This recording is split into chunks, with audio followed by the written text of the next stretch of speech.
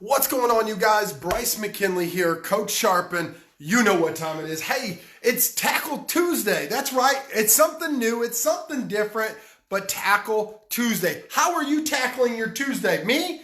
Well, every Tuesday we have a topic in our academy to where we go deep. And today we talked about lead generation and what lists are the best to be looking at right now. My personal opinion and my favorite are the absentee high equity lists. That has been consistent in my life, and I want to tell you to do the same. Here's the deal. People that are absent from their property are probably going to be liquidating a lot more these times of the year, especially going through a recession, if you would have it. And so they're going to be the ones that need to liquidate and sell their property. So Tackle Tuesday, my tip for you, buy an absentee high equity list. But here's the deal. If you're just starting out, don't think you're going to get that first deal on that first list. It may take 3 or 4 lists to get your practice in. So feel free to drop a comment down below. Let me know how you're tackling your Tuesday. Stay motivated. I love you guys. God bless. Stay sharp.